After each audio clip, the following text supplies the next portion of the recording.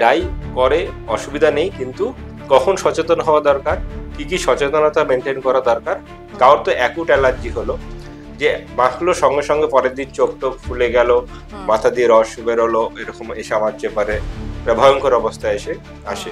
আমাদের এখানে PPD free die কাউকে লিখলে সে খুঁজেও পায় না, তাকে অনেক কষ্ট করে জোগাড় করতে হয়। কিন্তু আমাদের পিপিডি নিয়ে সচেতনতাটা অতটা নেই। এই প্যাচ টেস্টটা কি অ্যাকচুয়ালি, আর এটা কেনই এতটা জরুরি? প্রত্যেকটাতে লেখা থাকে। কিন্তু পিপিডি ফ্রি ডাইও যে প্যাচ টেস্ট করতে হবে না এরকম মানে নেই, বা ওটা করলে যে অ্যালার্জি হবে না এরকম কোনো কথা নেই, সেটাই আমরা পেশেন্টকে বোঝাই। তো এই হেয়ার ডাইয়ের সঙ্গে কোথাও কি ক্যান্সারের যোগসূত্রও রয়েছে? দেখে নেবেন প্যাকেটের গায়ে পিপিডির মাত্রাটা যেন লেস দেন 2% থাকে। হেয়ার ডাই ব্যবহার করার সঙ্গে সঙ্গে এই হেয়ার ফল আর স্ক্যাল্প ইরিটেশনের সম্ভাবনা রয়েছে। দেখা গেল সে 3 মাসের মধ্যে হেয়ার ডাই করেছে কিন্তু তার কোনো চুলকোয় না, কিন্তু হঠাৎ করে চুল পড়া বেড়ে গেছে, এটাও কিন্তু একটা অ্যালার্জির লক্ষণ। প্রেগন্যান্সির টাইমে কি হেয়ার কালার করাটা ঠিক? অ্যাজ যখন আমরা ডাই করি তার কিছু একটা 0.01% হলেও সেটা কিন্তু ব্লাডে অ্যাবজর্ব হয়। চুলের রং বা হেয়ার ডাই সেলফ এক্সপ্রেশন বা নিজেকে আরেকটু সুন্দর করে তুলে ধরার একটা দীর্ঘদিনের অন্যতম মাধ্যম। তবে এর মাঝখান থেকেও স্বাস্থ্যের দিকটাও কিন্তু জড়িয়ে রয়েছে। আজ এই সৌন্দর্যায়নকে ধরে রাখার পাশাপাশি স্বাস্থ্যকে কিভাবে ধরে রাখা যায় চুলে রং করার মধ্যে দিয়ে, তা নিয়েই কথা বলবো। আমি দিশা, আর আমার সঙ্গে রয়েছেন সিনিয়র কনসালটেন্ট তথা বিশিষ্ট ডার্মাটোলজিস্ট ডক্টর অরিত্র সরকার। নমস্কার অরিত্র বাবু, আরো একবার আপনাকে দাওয়ালে স্বাগত।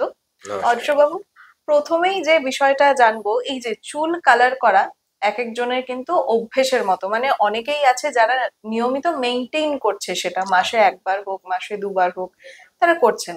মার্কেটে বিভিন্ন ধরনের হেয়ার ডাই প্রোডাক্ট পাওয়া যাচ্ছে, সেগুলো ইউজ করা হচ্ছে। অনেক সময় আমরা দেখি যে ট্রেডিশনাল যে হেয়ার ডাই অর্থাৎ হেনা, এই ধরনের প্রোডাক্টও ব্যবহার করা হচ্ছে। আমি প্রথমেই যেটা জানতে চাইবো সেটা হচ্ছে গিয়ে এই হেয়ার ডাইয়ের ক্ষেত্রে পসিবল রিস্ক গুলো, যেটা আমি শুরুতেই বললাম যে হেলথের দিকটাও এর সঙ্গে জড়িত রয়েছে। তো পসিবল রিস্ক গুলো কি কি রয়েছে, আর তার সঙ্গে সেগুলোকে বোঝার জন্য, মানে শুরুতেই বোঝার জন্য কোন সাইন্স গুলো রয়েছে? এখনকার দিনে আপাতত যেগুলো অ্যামোনিয়া যুক্ত হেয়ার ডাই সেগুলো তো বাতিলই হয়ে গেছে হেলথ রিস্কের জন্য।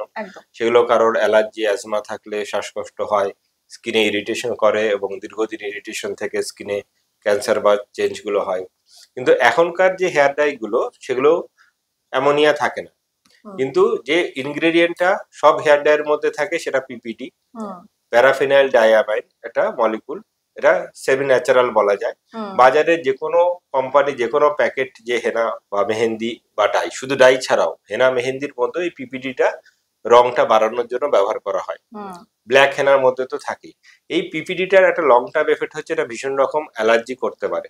কারোর তো অ্যাকুট অ্যালার্জি হলো, যে মাখলো সঙ্গে সঙ্গে পরের দিন চোখ টোক ফুলে গেল, মাথা দিয়ে রস বেরোলো, এরকম এসে আমার চেম্বারে ভয়ঙ্কর অবস্থায় আসে। আর একটা হচ্ছে গিয়ে সে তো বলে না আমার তো কোনো মাথা চুলকোয় না, কোনো অসুবিধা হয় না, কিন্তু দীর্ঘদিন অ্যালার্জি করার পরে তার কপালে একটা কালো প্যাচ চলে এসছে, যেটাকে আমরা পিগমেন্টেড কন্টাক্ট ডার্মাটাইটিস বলি, এটাকে আমরা কিউমুলেটিভ এফেক্ট বলি। বা কারোর সেতির প্রবণতা থাকলে সেখানে ঘাড়ে বা পিঠে যে সেতি এই পিপিডি থেকে হয়, এটা আমরা আমাদের ইন্ডিয়ান ডার্মাটোলজি অ্যাসোসিয়েশন বিভিন্ন গবেষণাপত্রে এটা কিন্তু প্রমাণ পেয়েছে, এবং আমরা সেটা পাবলিশও করেছি। তো সেই জিনিসগুলো খুব বেশি হয়। ক্যান্সার নিয়ে লোকে ভয় পায়, সে প্রসঙ্গে আমরা আসবো, সেটা আমরা বলবো। কিন্তু অ্যালার্জিটা মেন সমস্যা, তার সাথে শরীরের কিছু পিগমেন্টেশন চেঞ্জ হয়, সাদা বা কালো দু ধরনের হতে পারে। সেই জন্য যাদের ক্ষেত্রে অন্যান্য অ্যাসোসিয়েটেড আরো প্রবলেম আছে তাদের বুঝে শুনে ডাই ব্যবহার করা উচিত। এখন অনেকে অনেক ছোটবেলা আসলে সাদা চুলের যে ট্রিটমেন্ট গুলো হয় সেগুলো কিছু কিছু ক্রনিক সমস্যা থাকলে বা কিছু ভিটামিনস এর অভাব থাকলে সেগুলো ট্রিটমেন্ট হয়। যার জেনেটিক হয় তাদের কোনো ট্রিটমেন্ট নেই। যদি 30-এর আগে কারোর ফ্যামিলিতে আমরা হিস্ট্রি নিয়ে চুল সাদা হয়ে গেছে, তাদের বলে হ্যাঁ আমরা চেষ্টা করছি যে প্রোগ্রেস স্লো করার জন্য, কিন্তু আলটিমেটলি অপশন যে তার হচ্ছে সামাজিক ব্যাপার, যদি এটা মেনটেন করার জন্য। কিন্তু সেক্ষেত্রে এই যে বাজারে এত ভাস ডাই আছে, লক্ষ লক্ষ লোক করছে, সবার হয়তো অসুবিধা হচ্ছে না, কিন্তু কেউ যদি অল্প বয়সে শুরু করে, কারো যদি অ্যাসোসিয়েটেড কোনো সিমটম থাকে এবং কারোর যদি কোনো অসুবিধার লক্ষণ দেখা যায়, সে হয়তো বুঝতে পারছে না।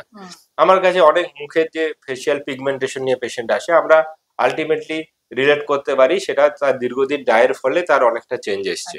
সে হয়তো নিজে থেকে বুঝতেই পারেনি অনেক পিগমেন্টেশনে ক্রিম মেখে গেছে, কিন্তু এই জিনিসটা অ্যাড্রেস করেনি। এটাই এই সচেতনমূলক প্রোগ্রাম আজকে, যাতে হ্যাঁ ডাই করে অসুবিধা নেই, কিন্তু কখন সচেতন হওয়া দরকার, কি কি সচেতনতা মেনটেন করা দরকার, সেটা আমরা আজকে সবাইকে জানাতে চাইছি। একদমই। তবে আরেকটা বিষয় হচ্ছে এই যে আপনি একটা ইনগ্রেডিয়েন্টের কথা বললেন যে হেয়ার ডাইতে সেগুলো মেশানো থাকে, অ্যামোনিয়া যেটা এখন পুরোপুরি বন্ধ হয়ে গিয়েছে, আরেকটা বললেন পিপিডি যেটার থেকে এই অ্যালার্জি জনিত সমস্যাগুলো হয়। এছাড়া আর কি ধরনের কম্পোনেন্ট থাকতে পারে যেগুলো রিস্ক বাড়াতে পারে? দেখুন, এমনি হেয়ার ডাই কিছু ন্যাচারাল হেয়ার ডাই অনেকে ঘরোয়া পদ্ধতিতে করে থাকে, কারোর অর্গানিক ডাই করে থাকে, কিন্তু অর্গানিক ডাই অনেক সময় যদি সেরকম মেনটেন করা না থাকে তো মানে সেখানে পিপিডি থাকে। বাইরের দেশে আমরা জেনারেল স্টোরে পিপিডি ফ্রি ডাই, ওখানে জিনিসটা অনেকটা প্রচলিত। আমাদের এখানে পিপিডি ফ্রি ডাই কাউকে লিখলে সে খুঁজেও পায় না, থাকে অনেক কষ্ট করে জোগাড় করতে হয়, কিন্তু আমাদের পিপিডি নিয়ে সচেতনতাটা অতটা নেই। কিন্তু পিপিডি যেহেতু একটা সেমি ন্যাচারাল ইনগ্রেডিয়েন্ট, এটা প্রায় সমস্ত ডায়ের মধ্যে থাকে। পিপিডি ফ্রি ডাই এখানে পাওয়া অনেকটা মুশকিল, বা মানুষের মধ্যে সেই সচেতনতা কম।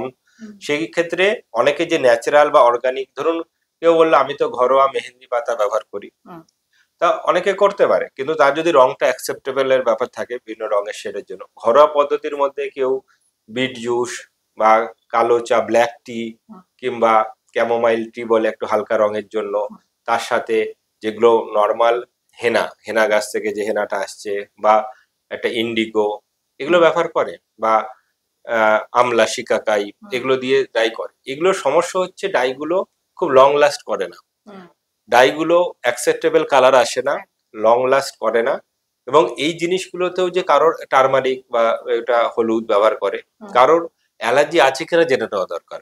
সে কি করে নিজে টেস্ট করতে পারে, বা প্রয়োজন হলে প্রফেশনাল সাহায্য নিতে পারে, সেটাও একটু জানা দরকার। অর্চবাবু, আরেকটা বিষয় হচ্ছে আমরা যখনই মার্কেটে যাচ্ছি, এই হেয়ার ডাই গুলো যখনই কিনছি, সে হেনার ক্ষেত্রে হোক বা নর্মাল যে হেয়ার কালার গুলো পাওয়া যাচ্ছে সেগুলোই হোক না কেন, যদি আমাদের দর্শকদের মধ্যে থেকে অনেকে আছে যারা কিন্তু পেছনে ইনস্ট্রাকশন লেখা থাকে সেই ইনস্ট্রাকশনটা পড়েন, আর যারা যারা এই ইনস্ট্রাকশনটা পড়েন সেখানে কিন্তু একটা কথা মাস্ট লেখা থাকে, সেটা হচ্ছে গিয়ে প্যাচ টেস্ট।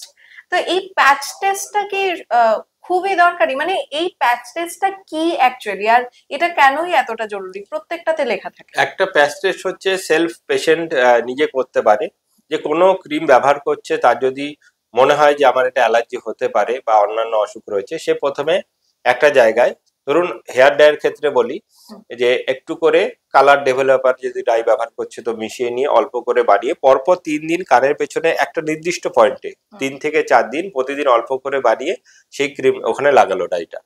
তাতে যদি কোনো চুলকায়, লাল না হয়, এটা কারো সাহায্য নিতে হবে, যে কেউ দেখলো যে ফুলে না গেল, তাহলে সেটা তার পক্ষে সেফ। আর 2 নম্বর হচ্ছে একটা প্রফেশনাল প্যাচ টেস্ট। তার যদি আমরা বিভিন্ন জিনিসে, বিভিন্ন কসমেটিক ইনগ্রেডিয়েন্টসে যদি অ্যালার্জি হিস্ট্রি থাকে, তখন সে করতে চাইছে, তখন আমরা জেনারেল প্যাচ টেস্ট করি। সেখানে কলকাতায় 2-1টা জায়গায়, দিল্লি এমসে হয়, সেটা অনেক ক্ষেত্রে ব্যয় সাপেক্ষ এবং টাইম কনজিউমিং। পরপর 3 দিন চেম্বারে আসতে হয়, আমরা প্রথম দিনে একটা প্যাচ লাগিয়ে দিই, দ্বিতীয় দিন সেটা খুলে রিডিং করি, আবার রিঅ্যাপ্লাই করে 4 নম্বর দিনে আমরা রিপোর্ট তৈরি করি। সেখানে ডাই ছাড়াও সেখানে পিপিডিটা যে 26টা স্ট্যান্ডার্ড ইনগ্রেডিয়েন্টস আছে, যেটা আমাদের অ্যালার্জি সোসাইটির, সেখানে একটা পিপিডিও একটা ইনগ্রেডিয়েন্টস, এবং সেখানে ডাই যদি আমরা অ্যালার্জি পেলাম তাহলে আমরা পিপিডি ফ্রি ডাই দিই। কিন্তু পিপিডি ফ্রি ডাইও যে প্যাচ টেস্ট করতে হবে না এরকম মানে নেই, বা ওটা করলে যে অ্যালার্জি হবে না এরকম কোনো কথা নেই, সেটাই আমরা পেশেন্টকে বোঝাই। কেন কি পিপিডি ফ্রি ডায়ে যে টলুডিন বলে একটা মলিকুল থাকে, এই টলুডিন মলিকুল দেখা গেছে 10% ক্ষেত্রে ক্রস রিঅ্যাক্ট করে পিপিডির সাথে, মানে তাতেও অ্যালার্জি হওয়ার চান্স থাকে। সেক্ষেত্রে আমরা সেক্ষেত্রেও পেশেন্টকে সেলফ প্যাচ টেস্ট করতে বলি। তো অর্চব, আরেকটা বিষয় হচ্ছে আপনি শুরুতে যখন বলছিলেন কথা এই সম্ভাব্য ঝুঁকিগুলো নিয়ে, সেখানে আপনি ক্যান্সারের কথাটাও উল্লেখ করেছেন। তো আমি সেটাই জানতে চাইবো, এই হেয়ার ডাই এর সঙ্গে কোথাও কি ক্যান্সারের যোগসূত্রও রয়েছে? আমরা সেভাবে পাই না, কিন্তু এটা যেটা আমেরিকান অ্যাসোসিয়েশন অফ ডার্মাটোলজি, তারা বলছে যে তাদের স্টাডিতে, তাদের পেপারে ওরা বার করেছে যে বেসাল সেল কার্সিনোমাটা যারা হেয়ার ডাই দীর্ঘদিন ব্যবহার করছে তাদের ক্ষেত্রে একটু বেশি পেয়েছে। কিন্তু এইটা একটু কন্ট্রোভার্সিয়াল, বাকি অন্য স্টাডিতে অনেক ক্ষেত্রে এটাকে ডিনাই করা হয়েছে। আমরা যেটা দেখি, যদি যারা হচ্ছে কিউমুলেটিভ এক্সপোজার যাদের বেশি হয়, ধরুন যারা প্রফেশনাল হেয়ার ড্রেসার, যারা হচ্ছে আপনার বারবার যারা রেগুলার হচ্ছে লোককে ডাই করছে, তাদের ক্ষেত্রে এই চান্সটা একটু ঝুঁকিটা বাড়ে। এবং যাদের ফ্যামিলি হিস্ট্রি রয়েছে বা জেনেটিক্যালি যারা প্রিডিসপোজড, তাদের ক্ষেত্রে, এবং ডাইটা যদি এরকম অ্যামোনিয়া বা এই জিনিসগুলো থাকে সেগুলোর ক্ষেত্রে। এবং পিপিডিরও একটা নির্দিষ্ট মাত্রা আমাদের গাইডলাইনে বলে দেওয়া আছে। যদি পিপিডি কেউ ব্যবহার করছে, কারোর হয়তো অযথা আতঙ্কিততার কারণ নেই, তার কোনো ফ্যামিলি হিস্ট্রি নেই, তার কোনো অসুবিধা হচ্ছে না, তার কোনো সাইড এফেক্ট দেখা যায়নি, কিন্তু দেখে নেবেন প্যাকেটের গায়ে পিপিডির মাত্রাটা যেন লেস দেন 2% থাকে। লেস দেন 2% হলো এটা অ্যাকসেপ্টেবল এবং এটা রিকমেন্ডেড, ঠিক আছে, এটা ব্যবহার করা যেতে পারে। কিন্তু যাদের সমস্যা হচ্ছে তাদের তো সেটাও আমরা বারণ রেখে আমরা অন্যান্য বিকল্প জিনিসগুলোর কথা বলি। একদমই। তবে আরেকটা বিষয় হচ্ছে এই যে একটা সমস্যা কিন্তু এটা মানে চিরাচরিত, বিশেষ করে মেয়েদের এই হেয়ার ফলের বিষয়টা। তো এই হেয়ার ডাই এর সঙ্গে হেয়ার ডাই ব্যবহার করার সঙ্গে সঙ্গে এই হেয়ার ফল আর স্ক্যাল্প ইরিটেশনের সম্ভাবনা রয়েছে। যেটা হেয়ার ডাইয়ের যে অ্যালার্জিক লক্ষণগুলোর মধ্যে আমরা বলি যে, ধরুন আপনি হেয়ার ডাই তো ব্যবহার করছেন, যে কোনো হেয়ার ডাই, তাতে আমরা কি কি পেতে পারি, যে কি কি হলে আপনি আমার কাছে আসবেন। সেটা হচ্ছে, একটা হঠাৎ করে খুশকি বেড়ে গেল, কার হয়তো খুশকি ছিল না কিন্তু স্ক্যাল্পটা লাল হয়ে যাচ্ছে, চুল করছে, খোসা খোসা উঠছে, সে ভাবছে আমার তো খুশকি হয়েছে। না, সে হয়তো তার 3 মাসের মধ্যে কোনো ডাই তৈরি মানে সেটা ব্যবহার শুরু করেছে এবং তাতে অ্যালার্জি হচ্ছে, সেটা বুঝতে পারছে না। 2 নম্বর, যদি হঠাৎ করে হেয়ার ফলও বেড়ে যায়, যদি অন্যান্য আনুষঙ্গিক কোনো কারণ না থাকে, যে হঠাৎ করে সে ওয়েট লস করেছে বা হঠাৎ করে সে কোনো বড় জর্জারিতে ভুগেছিল 3 মাসের মধ্যে, সেরকম কিছু হিস্ট্রি নেই, কিন্তু তখন আমরা হেয়ার ডাইয়েরও হিস্ট্রিটা নিই, দেখা গেল সে 3 মাসের মধ্যে হেয়ার ডাই করেছে কিন্তু তার কোনো চুলকোয় না, কিন্তু হঠাৎ করে চুল পড়া বেড়ে গেছে, এটাও কিন্তু একটা অ্যালার্জির লক্ষণ।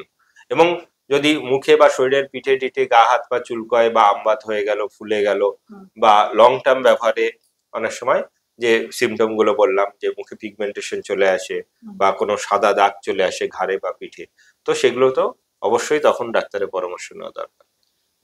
আরেকটা খুবই গুরুত্বপূর্ণ বিষয় হচ্ছে গিয়ে, এটা অ্যাকচুয়ালি আমাকে অনেকে জিজ্ঞেসও করেছে, সেটা হচ্ছে গিয়ে গর্ভাবস্থায় প্রেগন্যান্সির টাইমে কি হেয়ার কালার করাটা ঠিক?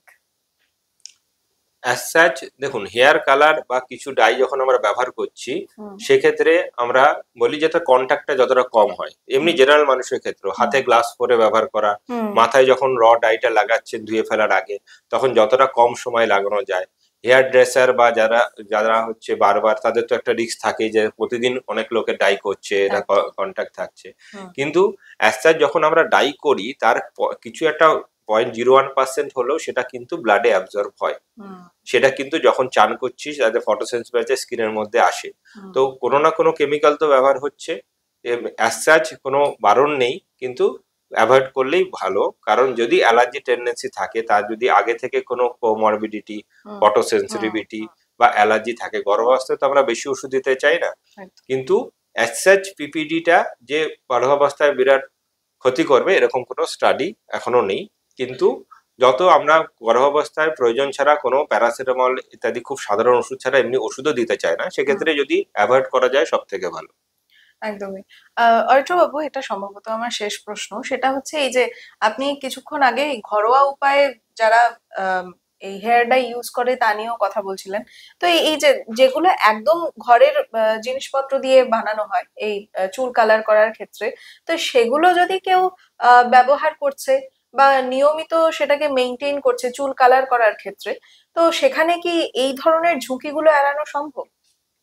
হ্যাঁ, যেগুলো নর্মালি যেহেতু ঘরোয়া অবস্থায় করছে, যেমন ধরুন ব্ল্যাক টি বা ক্যামোমাইল টি হালকা রঙের জন্য, বা লেমন বা এমনি বিট গাজরের যে রসগুলো ব্যবহার করছে, কিংবা এমনি নর্মাল আমলা বা ইন্ডিগো, এগুলোতে অ্যালার্জির চান্স কম আমরা সেটাকে, কিন্তু সেটাতে তার যদি কালারটা যে কালারটা আসছে সেটা যদি অ্যাকসেপ্টেবল হয়, সে যদি যে ফ্রিকোয়েন্সিতে তাকে করা দরকার, মানে অনেক সময় সেটা প্রায় ডেলি ইউজ বা প্রায় উইকলি, অনেক ফ্রিকোয়েন্সিতে করতে হয়, উইকলি 2-3 বার করতে হয়, করা যায়, এবং তার যদি অ্যাকসেপ্টেবল হয় তাহলে সে নিতে পারে। কিন্তু বেশিরভাগই আমরা দেখেছি যে পিপিডি ফ্রি ডাই যেগুলো ইনফ্যাক্ট যে বাজারে আছে বা যে ঘরোয়া জিনিসগুলো, কালারটা অনেকটা লং লাস্টিং বা অ্যাকসেপ্টেবল সেমি পার্মানেন্ট বা এই কালারগুলো অ্যাকসেপ্টেবিলিটি একটা সমস্যা থাকে, যে ফিজিক্যাল লুকসটা কিরকম থাকছে, টেক্সচারটা হেয়ারে কিরকম থাকছে, সেটা ম্যাটার করে। একদমই। অর্চবাবু, আপনার সঙ্গে কথা বলে সত্যি খুব ভালো লাগলো। এই হেয়ার ডাই এর টপিকটা মানে আমার কাছেও যথেষ্ট গুরুত্বপূর্ণ বলে মনে হয়। তো এই মুহূর্তের জন্য আমাদের এই এপিসোডটাকে আমরা এ পর্যন্তই সীমিত রাখছি। আর অর্চবাবু, আপনাকে অসংখ্য অসংখ্য ধন্যবাদ দাওয়ালকে আবার এতটা সময় দেওয়ার জন্য। তাহলে আর আমাদের দর্শকদের উদ্দেশ্যে বলবো, আপনারা যারা হেয়ার ডাই করছেন বা আপনাদের চেনা পরিচিত যারাই এই চুল কালারের বিষয়টাকে মেনটেন করে চলেছে, আশা করি অর্চবাবু যে ধরনের সাজেশন গুলো দিলেন আর যেই বিষয়গুলোর ওপর আলোকপাত করলেন সেগুলো আপনাদের অবশ্যই মাথায় থাকবে এবং আপনারা সেগুলোকে ফলো করবেন। এই মুহূর্তের জন্য এটা এ পর্যন্তই, এবং অন্যান্য আরো এ ধরনের গুরুত্বপূর্ণ বিষয়ের ওপর জানতে আর অন্যান্য খবরের বিষয়ে আপডেট রাখতে দেখতে থাকুন দ্য ওয়াল।